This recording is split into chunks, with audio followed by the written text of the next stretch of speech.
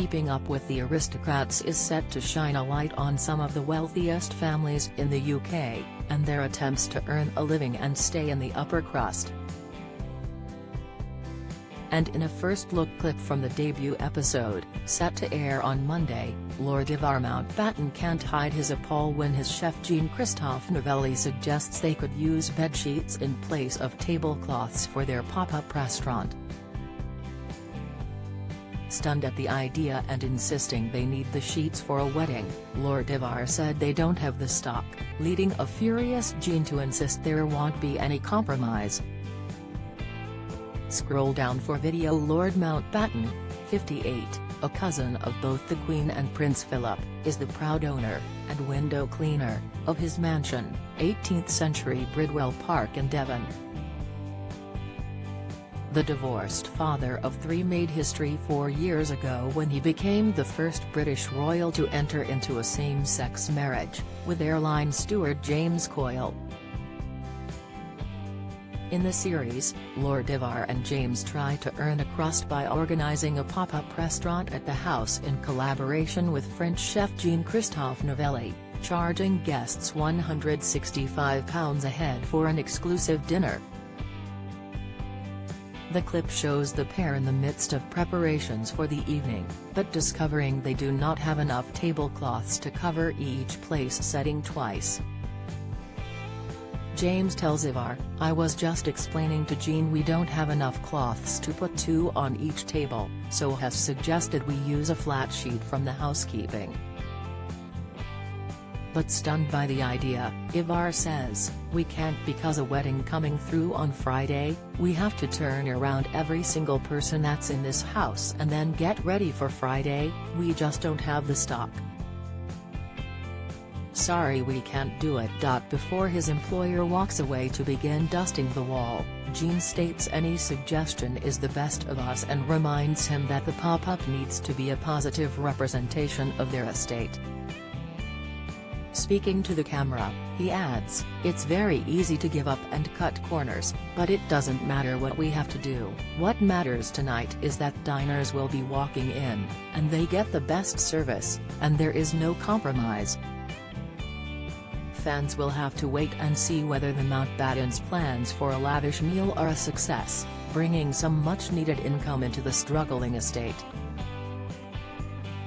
Elsewhere, a second clip focuses on the sharp-tongued Alexandra Sitwell and her businessman husband Richard Hayward, who are planning to welcome several friends to view their vineyard.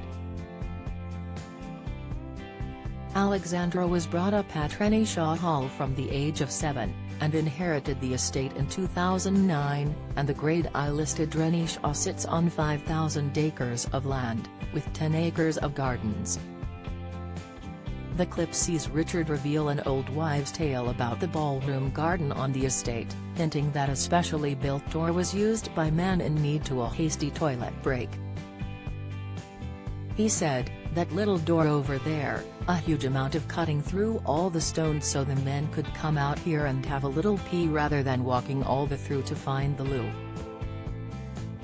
Dismissing her husband's story, which he insisted he was told by her father, Alexandra scoffed, "That's a figment of your imagination, totally, that's a porky."